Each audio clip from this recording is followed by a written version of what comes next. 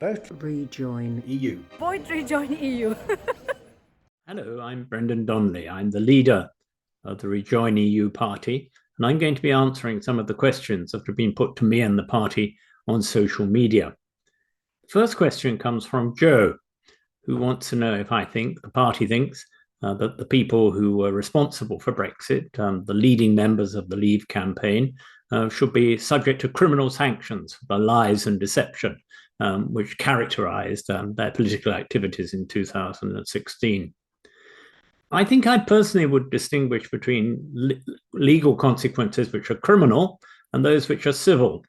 Legal consequences from the Brexit referendum seem to me, as far as criminal charges are concerned, quite difficult to prove and quite difficult to bring to court. And there's always the question of whether politicians were just being over-optimistic or saying what suited them at the time of the programme or the debate, or were they engaged in what would seriously be regarded as criminal deception. I think British courts have been rightly reluctant to be seen to be adjudicating that sort of political question. And I suspect that criminal sanctions against Michael Gove or anyone else like that really are a non-starter. What would be more interesting, more plausible, would be some individual whose business or whose personal circumstances have been adversely affected by Brexit. He or she might be able to bring a civil action on the basis of negligent and reckless statements which had a directly adverse consequence for them. If that happened, I think that would be a very interesting development and not entirely surprising as an outcome of Brexit, where at least so many reckless and absurd claims were made for Brexit. I just say in passing that there may well have been criminal aspects of the Leave campaign to do with Russia, to do with the movement of funds. And there may well even have been criminal aspects of government behavior over the past years since the referendum. I'm thinking particularly of the use of COVID funds. If an incoming new government after 2024 did decide or was advised by a proper investigation that it was necessary to bring and appropriate to bring criminal charges against those responsible, I think that would be a very desirable thing. I think that there's a difference between political rough and tumble and controversy and clear criminality. And if that can be proved, then the fact that somebody's a politician oughtn't to shield them from the consequences of their activity.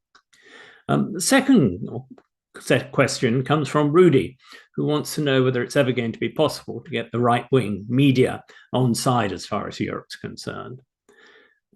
It's worth recalling, of course, that in 1973, the Daily Mail was one of the most enthusiastic advocates of British membership of what was then the European community.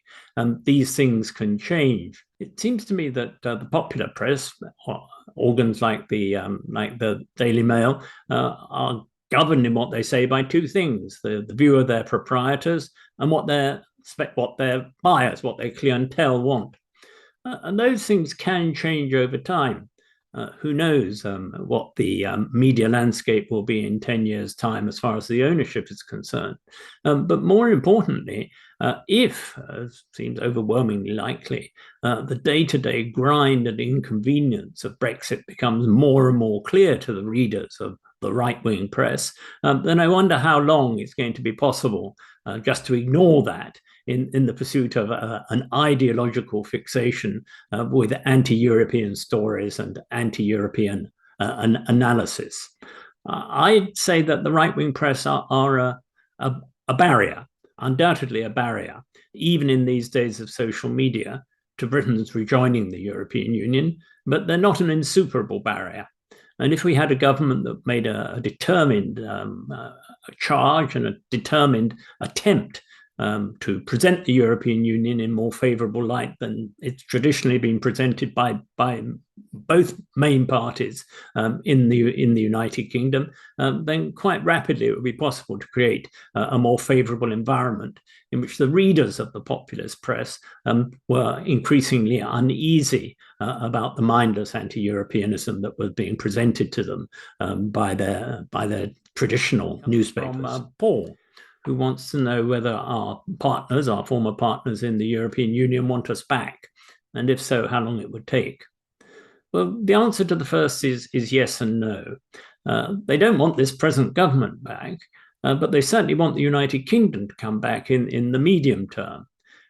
They recognise, if people in this country don't always realise, that the United Kingdom is an integral part of European political culture, and that there's a gap in the European Union without the United Kingdom.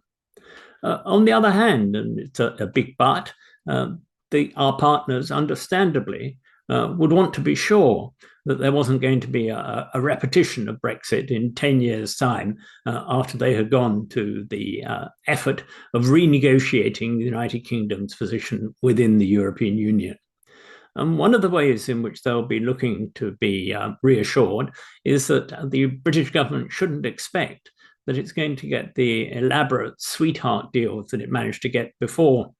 The great irony of Brexit was that we were supposedly leaving the European Union in order to have our cake and eat it, whereas in fact we came very near to having our cake and eating it when we were in the European Union, with all the opt-outs, with all the postponements, with all the special arrangements. Those wouldn't be on offer. I'm not saying we'd have to join the euro immediately, but we would certainly need to commit ourselves to joining the euro and to joining at least large elements of Schengen. I personally think those things are very desirable in themselves. And I suspect that over the next 5 years, people are going to come to see that they are desirable, as the economic condition of this country, I'm afraid, is likely to deteriorate, and being outside Schengen becomes more and more inconvenient. When will all this happen? My personal prediction is that the United Kingdom will rejoin the EU in the early 2030s, about 8 or 9 years from now. The reason why I'm not sure about that is that there are many imponderables in this. There is the question of how long the negotiations will take, the question of exactly how much in the way of reassurance our partners would require. The only thing that I do know, and I do know with absolute certainty, is that the sooner we start on this process, the sooner it will be finished. It's the role of Rejoin EU to put pressure, to do what it can to contribute to the pressure being put on the government of the day to start the process of rejoining as soon as possible and getting us back into the European Union, which is where we belong. Embark on a majestic journey with the Rejoin EU party and support our cause on Patreon. Be part of the movement. Vote Rejoin EU. Join the EU vision.